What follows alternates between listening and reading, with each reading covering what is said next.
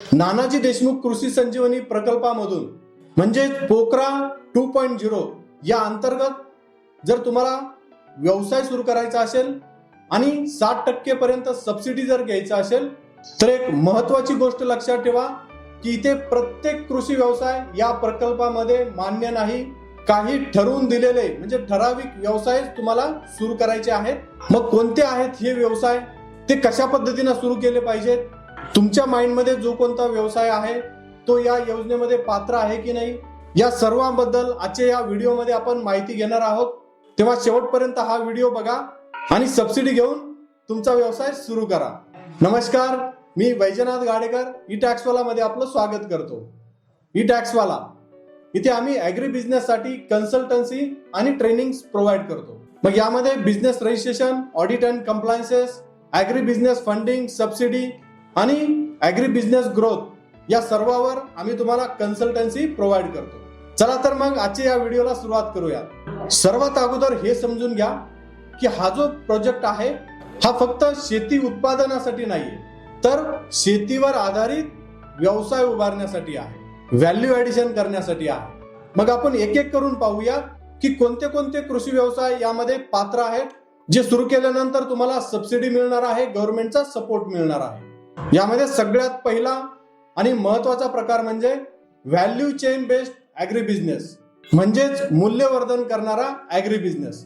मग या अंतर्गत तुम्ही काढणी पश्चात प्रक्रिया केंद्र, म्हणजेच आपण जे काही पिकं घेतो तर ते ऍज इट इज सेल न करता त्यावर काही ना काही प्रक्रिया करून म्हणजेच व्हॅल्यू ऍडिशन जर तुम्हाला करायचे असेल तर ते इथे पॉसिबल होतं. त्यानंतर प्राथमिक प्रोसेस युनिट, जर तुम्हाला काही प्रोसेसिंग जर करायची असेल तर असा उद्योगही इथे तुम्ही सुरू करू शकता.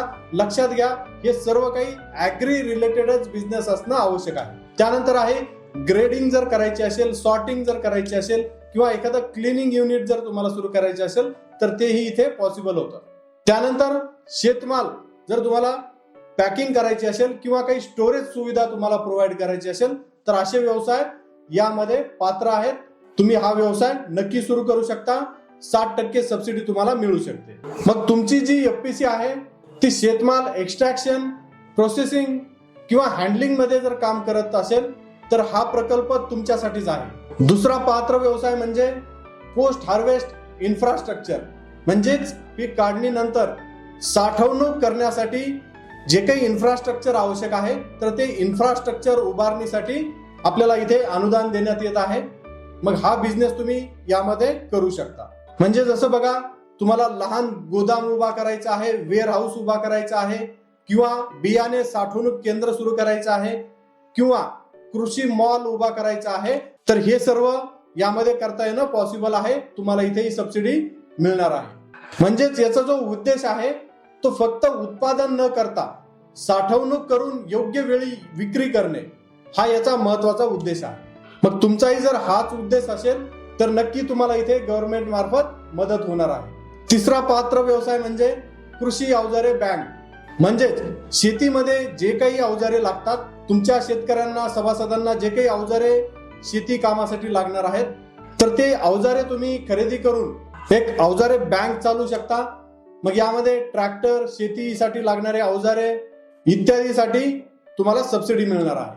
तसेच कस्टम हायरिंग सेंटर खरेदी करून भाडे तत्वावर देण्याचा व्यवसायही तुम्ही सुरू करू शकता.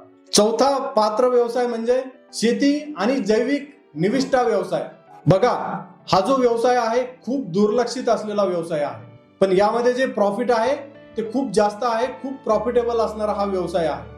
मग या प्रकल्पामध्ये जे पात्र असलेले व्यवसाय म्हणजे वर्मी कंपोस्ट, नाडेप खत, निंबोळी अर्क युनिट किंवा जैविक कीटकनाशक इत्यादी व्यवसाय तुम्हाला यामध्ये करता येणार आहे. पाचवा व्यवसाय म्हणजे ऍग्री बिझनेस डेव्हलपमेंट सेंटर, म्हणजेच कृषी व्यवसाय विकास केंद्र. यामध्ये तुम्ही input supply, post harvest services, consultancy, advisory आणि सपोर्ट सर्व्हिसेस इत्यादी प्रकारचे व्यवसाय सुरू करू शकता आणि सबसिडी मिळवू शकता आणि तसेच तुमच्या शेतकऱ्यांनाही याचा बेनिफिट देऊ शकता.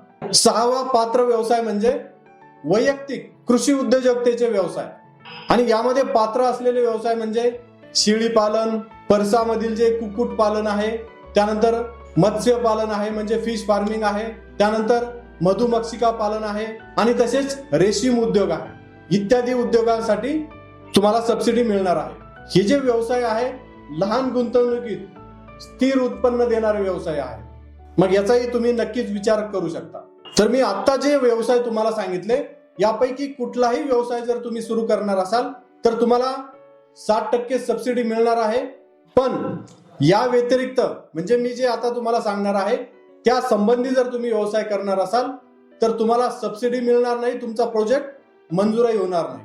म्हणजेच जर तुम्ही कोणताही नॉन ऍग्रिकल्चर बेस असलेला जर बिझनेस सुरू करणार असाल किंवा प्युअरली ट्रेडिंग बिझनेस जर करणार असाल म्हणजे पूर्णपणे ट्रेडिंग होत आहे शेतीमालावर, तर असा जर बिझनेस जर करणार असाल तर इथेही तुम्हाला सबसिडी मिळणार नाही.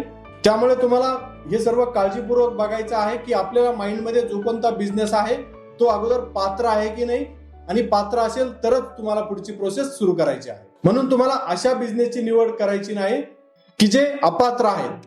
मग तुम्ही भलेही तुमचा जो डीपीआर आहे कितीही चांगला बनवा पण तरीही तुम्हाला ते अनुदान मिळणार नाही.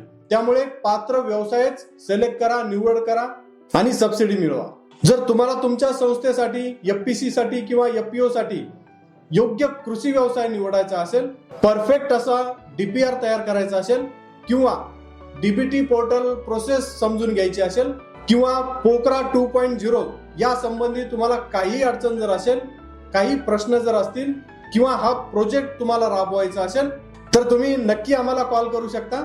तर आत्ताच आम्हाला कॉल करा किंवा डिस्क्रिप्शन मध्ये मी आमचा एन्क्वायरी फॉर्म देतो आहे, त्या एन्क्वायरी फॉर्मवर तुमची माहिती भरा.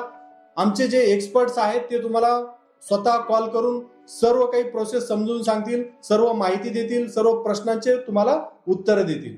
मग यामध्ये आम्ही सुरुवातीपासून ते सबसिडी मिळेपर्यंत सर्व स्टेजवर तुमची मदत करतो. तर हा व्हिडिओ जर आपल्याला आवडला असेल तर नक्की तुमच्या शेतकरी मित्रांसोबत शेअर करा ज्यांना या व्हिडिओची आवश्यकता आहे. आणि पुढील व्हिडिओमध्ये आपण पाहणार आहोत की मी जे काही आता सांगितलेले व्यवसाय आहे त्यासाठी किती अनुदान मिळतं, ते कसं मिळतं, त्याची एक्झॅक्टली प्रोसेस काय आहे याबद्दल आपण सविस्तर माहिती देणारा व्हिडिओ बनवत आहोत. तर त्यासाठी आत्ताच आपल्या चॅनलला सबस्क्राईब करा म्हणजे त्या व्हिडिओचे अपडेट तुम्हाला वेळेवर मिळतील. धन्यवाद.